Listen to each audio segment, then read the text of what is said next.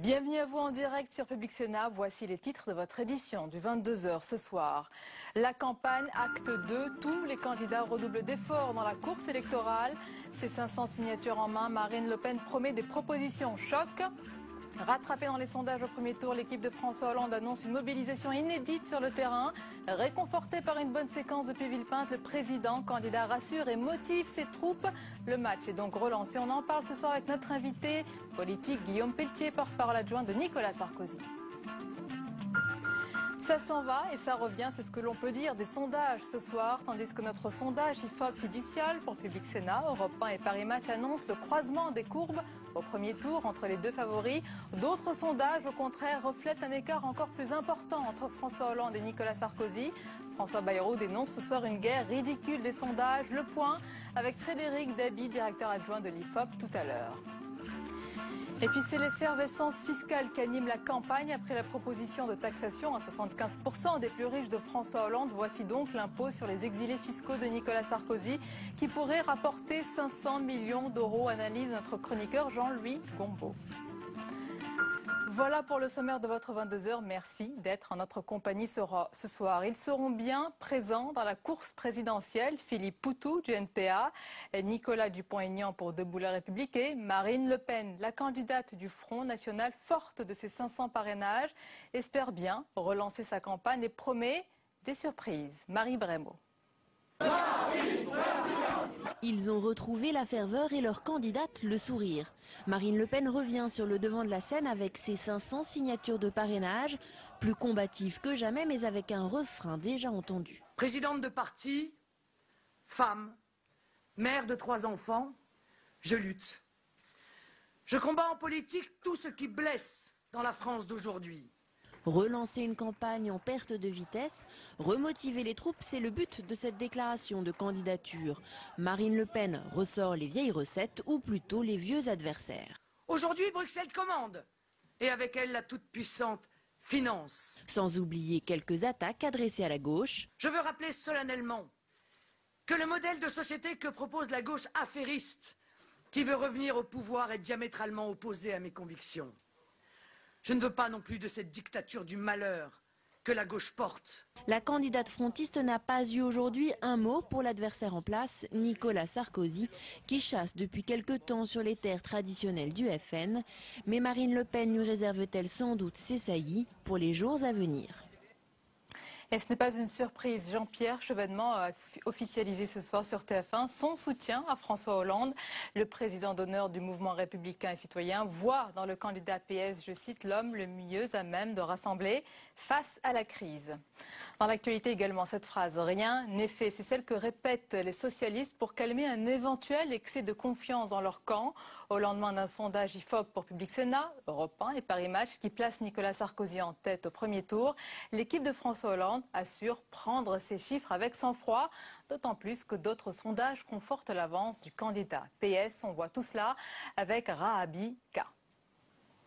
La campagne de terrain du Parti socialiste s'accélère. Les socialistes jouent la carte de la proximité pour attirer les électeurs les plus indécis. Nous mobilisons aussi sur le terrain pour faire en sorte que l'abstention recule chez les jeunes, dans les quartiers populaires. Nous aurons une campagne qui sera une campagne très près du terrain, pas une campagne d'en haut. Pour aller à la rencontre des électeurs, le directeur de campagne de François Hollande a annoncé une opération d'envergure et inédite. 150 000 volontaires vont être formés pour faire du porte-à-porte. Objectif, frapper chez 5 millions de Français. Clément, déjà très actif, compte encore redoubler d'efforts pour soutenir son candidat. En ce moment-là, donc on est vraiment entré en campagne, on a une forte mobilisation, à Paris notamment, et dans toute la France, pour aller à la rencontre des jeunes. En tant que jeunes militants et jeunes militantes socialistes, on se doit d'être proche des jeunes, proche des citoyennes et des citoyens. Autre opération prévue, la mobilisation d'élus sur 3000 points de rencontre pour informer 200 000 Français. Avec cette nouvelle offensive, le Parti socialiste veut montrer qu'il est présent sur le terrain. Et nos invités ce soir, je vous les présente avec plaisir. Guillaume Pelletier, bonsoir. Bonsoir. Bienvenue à vous, porte-parole adjoint de Nicolas Sarkozy et secrétaire national de l'UMP en charge des études d'opinion. Interview à suivre ensemble dans un instant. Et Frédéric Dabi, bonsoir. Bonsoir Sonia. Directeur adjoint de l'IFOP. Frédéric Dabi, d'abord, Première question, je vais vous faire réagir ce soir à ce grand écart entre différents sondages. Il y a le vôtre, le nôtre, celui de l'IFOP pour Public Sénat, Europe 1 et Paris Match, avec ce croisement des courbes, et puis d'autres sondages qui parlent d'encore un écart qui conforte l'avance de François Hollande. Oui, c'est un autre sondage. Je ne parlerai pas de grand écart, je parlerai de nuances. Il faut savoir quand est-ce que ce terrain a été fait, quelle est la méthode qui a été utilisée. Et puis, je nuancerai ce sondage, l'écart observé sur les candidats Hollande et Sarkozy entre l'IFOP et l'Institut TNS-Sofres est de 3 points d'un côté, 2 points de l'autre. C'est dans la marge d'erreur. Ça montre qu'il y a encore beaucoup d'incertitudes sur cette campagne. Il y a un écart, il y a une incertitude sur l'ordre d'arrivée. D'ailleurs, il y a quelques semaines, on s'était vu sur ce plateau et on disait qu'il y avait un écart de 4 points entre Nicolas Sarkozy, alors deuxième, et Marine Le Pen, troisième. On parlait d'incertitude. On est encore dans un temps d'incertitude. Beaucoup de Français, moins que dans les campagnes présidentielles précédentes, mais n'ont pas fait leur choix ou peuvent encore changer d'avis. Il y a une volatilité assez importante entre le camp de Marine Le Pen et celui de Nicolas Sarkozy. On le voit maintenant, et c'est assez récent, avec ces 10% atteints par Jean-Luc Mélenchon. Jamais depuis Georges Marchais en 81, un candidat soutenu par le Parti communiste avait dépassé 10%. Jean-Luc Mélenchon mord maintenant ce l'électorat François Hollande. Donc on est dans un temps relatif d'incertitude.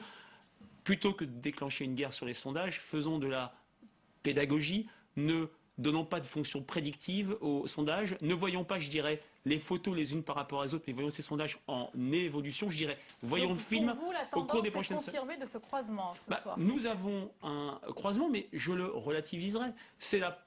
On a cette montée de Nicolas Sarkozy, le fait qu'il arrive en tête, je dirais, invalide l'exception observée, on s'était dit à plusieurs reprises depuis cette campagne présidentielle, c'est-à-dire un président sortant devancé au premier tour. On ne l'avait jamais vu au cours de la Ve République pour un président sortant. Par ailleurs, il ne faut pas regarder seulement les candidats, mais les blocs politiques. Nicolas Sarkozy bénéficie d'une offre électorale à droite dégagée. François Hollande et ses classiques à gauche pâtit peut-être d'une offre électorale de candidats relativement bouchée à gauche. Mais bon, il y a une montée de Nicolas Sarkozy qui siphonne, un peu comme un remake de 2007, et qui assèche l'espace électoral de Marine Le Pen. C'est une journée yo-yo pour vous. Ça commence par une belle matinée ensoleillée avec un premier sondage très positif, et les nuages arrivent petit à petit avec les dernières enquêtes ce soir. Oui, mais quand on regarde ça avec hauteur et recul, ça change pas grand-chose. Je crois que Frédéric Dabi a utilisé deux mots extrêmement importants quand on veut analyser avec hauteur, sans sombrer dans la théorie du complot d'un côté ou de l'autre. Et je dis ça aussi pour mon camp que pour le camp du Parti socialiste. La volatilité. Elle est considérable, on le voit sur le terrain, on le voit dans des évolutions permanentes et quasi quotidiennes en fonction des dynamiques de campagne. Et le deuxième mot-clé, c'est la dynamique qui effectivement, plutôt on le ressent nous, du côté de Nicolas Sarkozy depuis son entrée en campagne et qui tend à un resserrement, sinon un croisement des courbes. Alors Frédéric, il y a aussi l'acte 2, on peut dire, de cette campagne ce soir, avec maintenant des candidats qui sont officiellement candidats, qui sont dans la course à la présidentielle, Marine Le Pen notamment. Dans votre sondage, où en est-elle? Eh ben, elle atteint son score plancher depuis la création de ce baromètre. Elle est encore à 20% il y a un mois et demi. Elle était possiblement qualifiée au second tour, car la marge d'erreur, l'écart était faible entre Nicolas Sarkozy deuxième et elle troisième.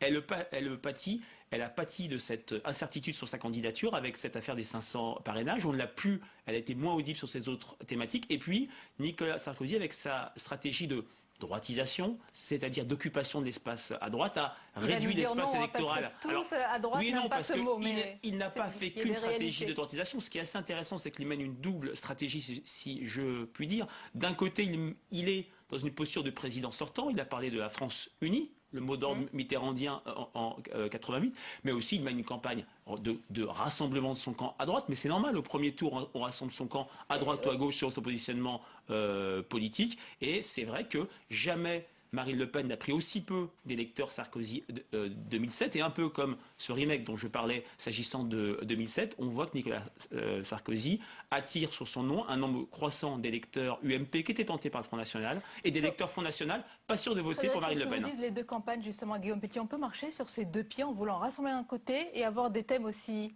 clivants de l'autre? Je crois que c'est toute la réussite de Nicolas Sarkozy depuis son entrée en campagne, d'être à la fois capable de rassembler la droite traditionnelle, comme il avait fait en 2007, et puis de la dépasser, de la transpercer pour s'adresser au peuple français avec des propositions choc et en même temps rassembleuses. Diviser par deux l'immigration légale, refonder l'Europe, offrir la parole au peuple français à travers le référendum, autant de propositions qui suscitent l'adhésion d'une majorité assez importante, 60 à 70% de nos compatriotes. Il reste 40 jours avant le premier tour. Est-ce que vous allez maintenir ce rythme rythme, la stratégie d'une annonce par semaine? Nicolas Sarkozy a choisi de faire une campagne de projets, d'idées, sur le fond. À l'inverse de François Hollande, qui lui a choisi manifestement l'anti-sarkozysme primaire comme colonne vertébrale et unique stratégie.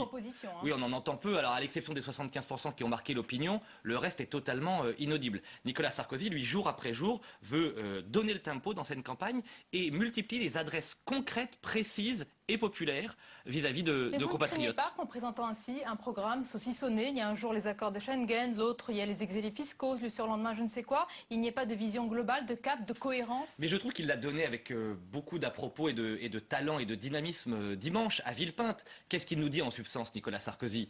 Il nous faut un président fort, expérimenté, solide, crédible, qui s'appuie sur l'expérience des 5 dernières années, sa gestion remarquable des crises passées et en partie résolue, un président fort pour une France forte, dans une Europe forte. Tout ça est extrêmement cohérent. On a besoin de se protéger davantage dans un contexte de mondialisation et d'instabilité que tout le monde ressent. En Europe, dans la crise, vous l'avez sans doute remarqué, tous les sortants, Guillaume Pelletier, sont sortis, que ce soit par les unes ou par les forces. Il y a Brown, il y a Zapatero, il y a Berlusconi, il y a Socrates. Pourquoi Nicolas Sarkozy serait-il une exception? Parce que le peuple français est un peuple fier, libre et frondeur qui n'accepte pas qu'on lui dicte ce pour qui il doit voter. Le peuple français, c'est cet éternel peuple gaulois et rebelle aux prédictions de ce qui se passe dans le reste du monde. Et je crois que quand il s'agit de comparer entre François Hollande et Nicolas Sarkozy, en termes de stature, d'étoffe, de crédibilité, et donc de capacité à réformer notre pays, au nom du courage qu'il nous demande, je crois qu'il n'y a pas photo. Frédéric Dabi, cette élection, c'est encore un référendum anti-Sarkozy ou pas du tout? Alors, ce qu'a dit Guillaume est très intéressant. Il y a un mot fort, c'est crédibilité. Nicolas Sarkozy a, on peut le dire, définitivement perdu la bataille de la popularité. Dans les enquêtes d'opinion, en absolu, les Français jugent sévèrement son action, son bilan. Il pourrait s'en tirer, et je dirais sortir de ce second tour qui est encore dans l'enquête TNS comme dans l'enquête IFOP, malgré la bonne nouvelle entre guillemets pour le camp de l'UMP au premier tour, très mauvaise pour Nicolas Sarkozy sur le second tour, en essayant de casser ce second tour qui s'apparente à une sorte de référendum anti-Sarkozy, à un match de crédibilité François Hollande-Nicolas Sarkozy. Certes, Nicolas Sarkozy l'emporte sur la crédibilité en termes de stature présidentielle. En revanche, sur les questions économiques et sociales, sur son bilan, il a une vraie difficulté face à François Hollande.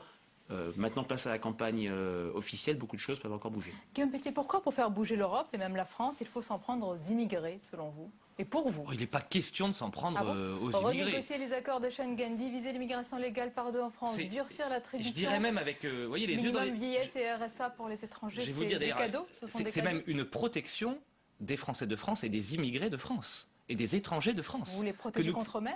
Non, on dit la chose suivante. Nous avons des millions de chômeurs, des millions de pauvres.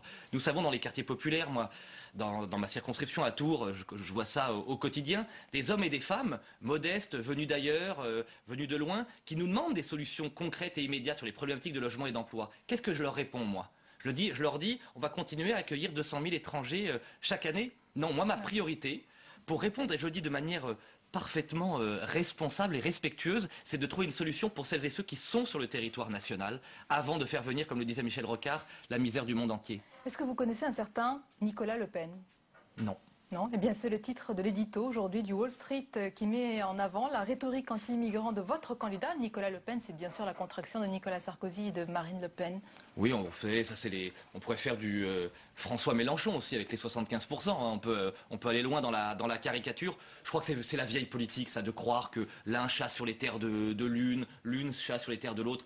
Il faut voir au-delà, il faut voir et s'adresser au peuple français. C'est le peuple français qui compte, qui parfois s'abstient, parfois vote Front National, parfois vote au centre, à gauche ou à droite. Et l'objectif, c'est de rassembler une majorité de nos compatriotes sur des thématiques fortes. C'est-à-dire que nous revendiquons, nous, le droit de maîtriser nos flux migratoires, de réformer notre pays, de refonder l'Europe. Qui est le mieux placé aujourd'hui que le plus européen des Européens, Nicolas Sarkozy, qui a sauvé l'Europe sur l'euro, sur la crise de la dette, sur la Géorgie, l'affaire libyenne, on l'a vu sur un certain nombre de thématiques, que de nous proposer un nouveau pacte européen? Frédéric Dabi, même si vous n'appréciez pas le mot, je l'utilise quand même, est-ce que ce protectionnisme européen, à la fois sur l'immigration et sur l'aspect économique, est-ce qu'il est majoritairement partagé par l'opinion publique française? Alors, nous avons réalisé un sondage lundi pour le JDD.fr sur cette question du protectionnisme européen. Ce qui est assez intéressant, c'est qu'on a une ambivalence de l'opinion publique. La proposition d'un American Buy Act à la française, désolé de mon accent, est approuvé majoritairement par 3/4 des personnes interrogées et par une partie non négligeable des sympathisants de gauche. Par contre, là où il y a un problème, et on retrouve la question du bilan, qui est malgré tout le boulet ou le passif de Nicolas Sarkozy, lorsqu'on pose une autre question sur la crédibilité ou sur la capacité de Nicolas Sarkozy de convaincre, s'il est réélu le 6 mai prochain, ses partenaires européens, on a des jugements nettement plus partagés et clivés à gauche, à droite, au centre. Alors sur les questions d'immigration, c'est des questions qui intéressent les Français, mais il faut bien le dire, elles intéressent nettement moins, à l'instar des autres questions sociétales, que les questions économiques. Pour revenir sur un passé récent, le seul président sortant qui n'a pas été réélu, c'était Valéry Giscard d'Estaing en 81. Il a été battu non pas à cause des questions sociétales, à cause d'une inflation à 2 chiffres, d'un taux de chômage fortement élevé. C'est un petit peu la situation que connaît le pays. Bien sûr, il y a la crise, bien sûr, il y a le débat présidentiel, mais ça reste une difficulté pour le président sortant, même s'il bénéficie d'une redynamisation de sa campagne. Guillaume Pelletier, les socialistes disent que vous êtes prêts à tout. C'est quoi tout ? Prêt à tout pour convaincre les Français et sortir la France de la crise et lui offrir une perspective pour les années qui viennent. Ça, c'est certain. Nous souhaitons construire à l'horizon 2017, pour le prochain quinquennat de Nicolas Sarkozy, dont moi, personnellement, je ne doute pas, une France plus forte. Oui, sur la question du pouvoir d'achat pour les bas salaires, avec la proposition extrêmement claire de suppression de la prime Pôle emploi remplacée par une suppression des cotisations sociale, le référendum sur la question de l'allocation chômage. Oui, il n'est pas logique que dans notre pays, il y ait simplement 10% des chômeurs qui suivent une formation. Il nous faut des formations qualifiantes pour préparer aux métiers d'aujourd'hui et de demain. Nous sommes dans un monde qui bouge en permanence. Oui, sur les questions européennes ou d'éducation, comme il l'a dit. Voilà, c'est Nicolas Sarkozy qui fait les propositions les plus crédibles dans cette campagne de manière incontestable. Il y a les thèmes dont vous avez parlé sur l'Europe, sur l'immigration. Où sont les thèmes qui vont plaire aux humanistes, aux centristes? Où est cette fibre sociale? Mais vous savez, je crois que sur la question européenne, regardez ce qu'a dit d'ailleurs Jean-Louis Borloo dès dimanche soir à la suite du meeting de Villepinte, ou hier soir à la suite de l'intervention de Nicolas Sarkozy. Et Jean-Louis Borloo, qui est l'un des représentants de la sensibilité humaniste de la majorité. On en a déjà d'ailleurs beaucoup avec Nicolas Sarkozy, Jean-Pierre Raffarin, Jean Leonetti et tant d'autres. Il s'est réjoui de l'idée de refondation d'Europe. Parce que l'idéal européen, c'est le plus bel idéal qui soit. Mais si on veut sauver l'Europe, il nous faut qu'elle soit protectrice.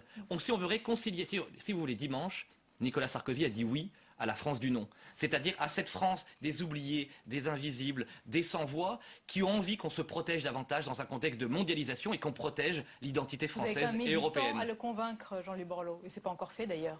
76% du parti radical qui soutient Nicolas Sarkozy, c'est quand même pas mal. Un soutien vigilant, c'est bien la vigilance. Frédéric Dabi, justement, puisqu'on parle des centristes, puisqu'on parle de François Bayrou qui sort là un bouquin, il y a déjà des bonnes feuilles dans l'Express, un bouquin difficile d'ailleurs à l'encontre à la fois de François Hollande et de Nicolas Sarkozy, il n'épargne personne. Est-ce qu'il y aura une consigne de vote, selon vous, pour le second tour ? Passons d'abord à la campagne du premier tour.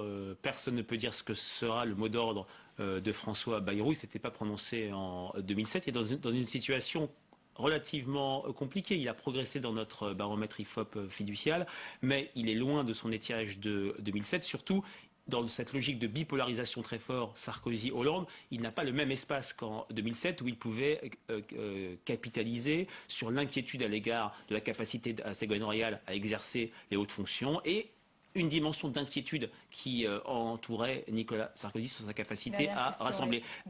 Un des éléments clés de ce second tour, mais il faut ne pas anticiper les choses pour les étapes, c'est quand même le report des électeurs Bayrou sur Nicolas Sarkozy ou François Hollande. Il y avait un net avantage en faveur de François Hollande qui demeure, mais ça s'est fortement resserré. Nicolas Sarkozy, avec cette campagne dont vous parliez, d'une campagne à deux jambes, sur deux jambes, prend plus d'espace auprès des électeurs François Bayrou, mais la campagne est encore longue. Néanmoins, François Bayrou, vous avez beau l'appeler à venir dans votre majorité, et dans votre famille politique, ils ne se sont pas cousins pour l'instant, du tout.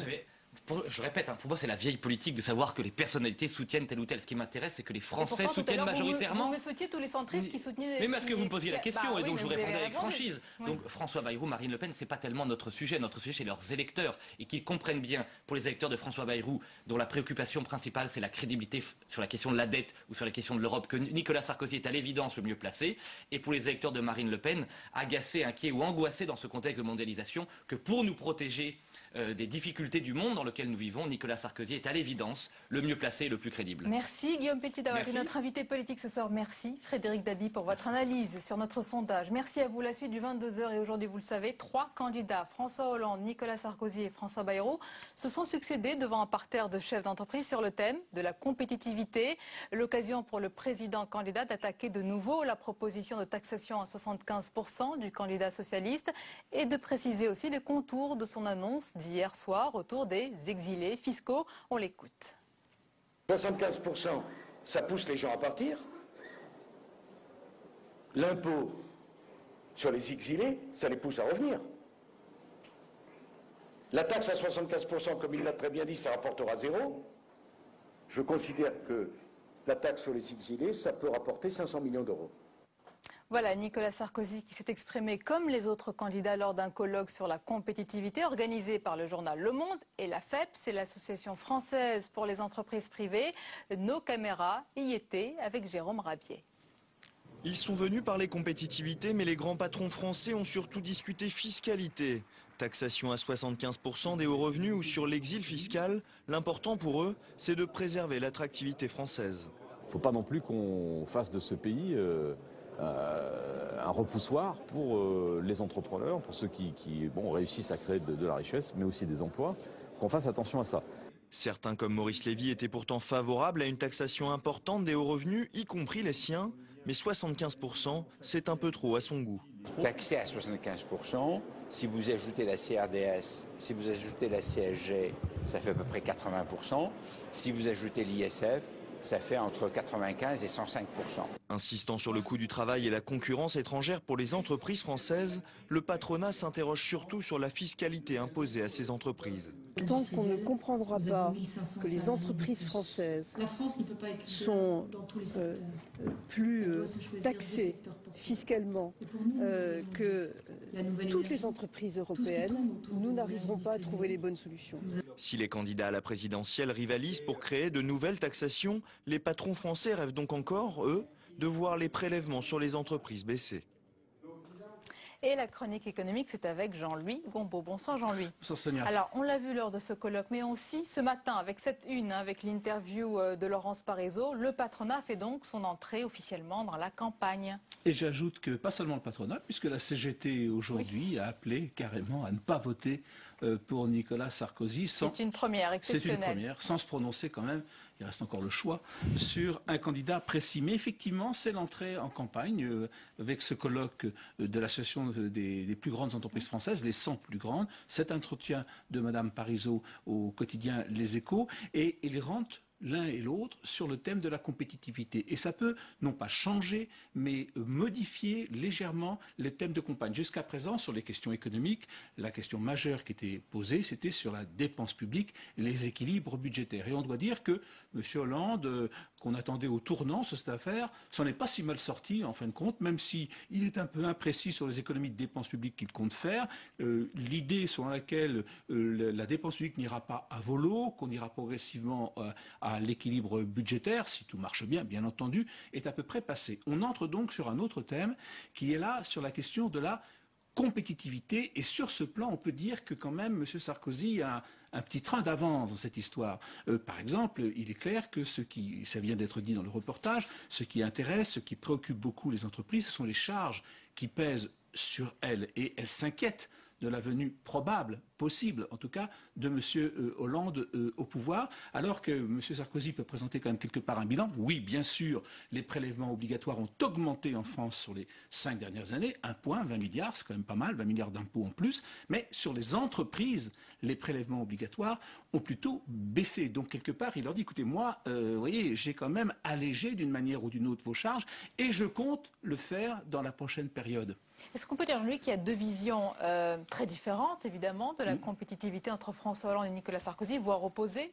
Alors, je pense très différentes, effectivement. Sur la dépense publique, c'est vrai que M. Hollande n'est pas précis sur les économies de dépenses, mais sur la question de la compétitivité, oui, il y a une véritable différence. Et si le thème de la compétitivité s'impose dans les 40 derniers jours, ça sera intéressant de voir comment ça va se poursuivre. Effectivement, M. Hollande est sur une politique qu'on appelle de l'offre, dynamiser la croissance, c'est un des thèmes centraux, puisqu'il veut 2,5% de croissance, mais en axant son affaire sur doper l'investissement, inciter les entreprises à investir. Tout ça, c'est très bien. Doter, pas faire des fonds régionaux, la banque d'investissement, doper l'épargne pour les entreprises. Tout un arsenal qui est en place, différencier la taxation pour les petites entreprises et les grandes entreprises, inciter à la relocalisation, pénaliser la délocalisation. Tout ça, ça va. Monsieur Sarkozy est dans une logique un peu différente. Qu'est-ce qu'il dit?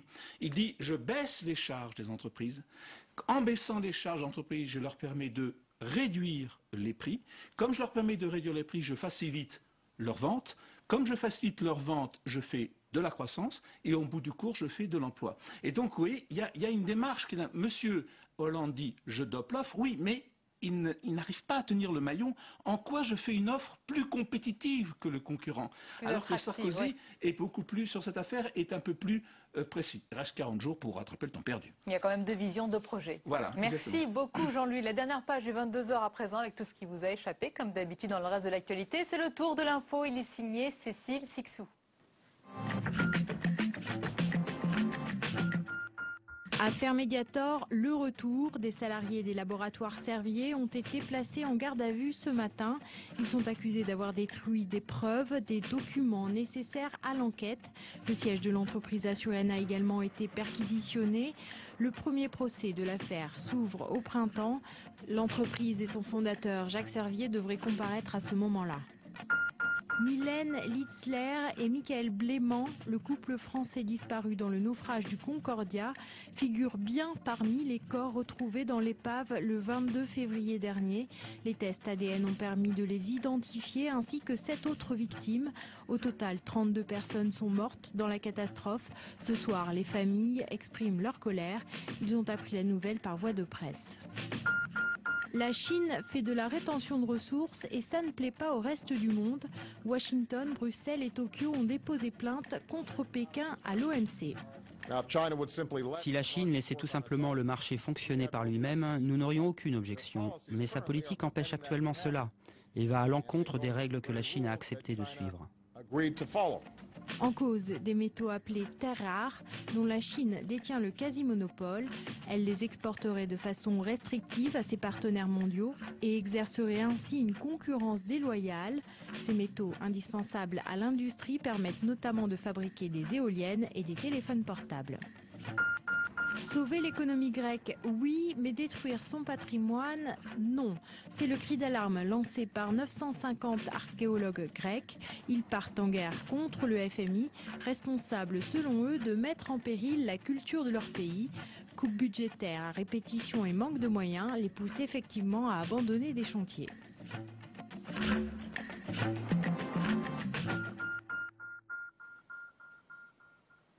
Voilà, c'est la fin de ce journal. Merci de nous suivre toujours plus nombreux. Tout de suite, l'émission politique, preuve par 3.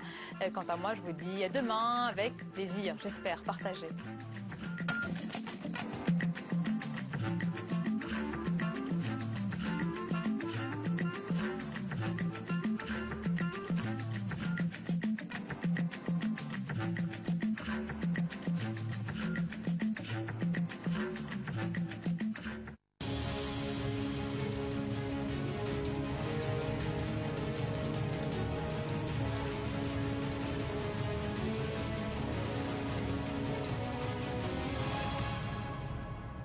Bonsoir, Gérard Longuet, le ministre de la Défense, est l'invité ce soir de Preuve par 3. Merci d'être avec nous, Gérard Longuet. Bonsoir. Le jour où, pour la première fois, un sondage donne Nicolas Sarkozy en tête du premier tour de la campagne présidentielle. Alors vous nous direz ce soir si on assiste à un tournant dans cette campagne. Dans 15 minutes, Dominique Chabrol, de notre partenaire l'AFP, nous rejoindra pour évoquer avec vous les questions de défense. Et puis en fin d'émission, Michael Zamès de Public Sénat sera avec nous sur ce plateau pour évoquer avec vous une espèce en voie de disparition à laquelle vous appartenez, les libéraux. Donc pour commencer cette émission, Gérard Longuet, donc ce sondage IFOP fiducial pour Public Sénat, Paris Match et Europe 1, qui donne pour la première fois Nicolas Sarkozy en tête du premier tour de l'élection présidentielle devant François Hollande. Est-ce que c'est un effet Villepinte ? C'est l'effet d'une campagne dont Villepinte a été un moment fort. Deux observations d'ailleurs. Les meetings aujourd'hui sont diffusés dans les foyers grâce aux différentes chaînes de télévision dont la vôtre, les chaînes d'information. Et ce ne sont pas simplement les 50, 60 000 spectateurs de Villepinte, ce sont les centaines, les millions de téléspectateurs qui voient en direct le candidat s'exprimer. Et à Villepinte, le candidat a donné une ligne directrice qui était la France forte par une Europe forte.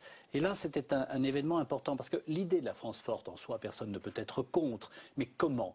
Et ce qu'il a défendu avec son expérience d'ancien président de l'Union européenne, son engagement européen, c'est-à-dire, voilà, il faut que l'Europe soit au service de la protection des Européens. Et comme il vient d'obtenir un bon accord sans les Anglais, il y a de la crédibilité. Europe forte, mais Europe fermée.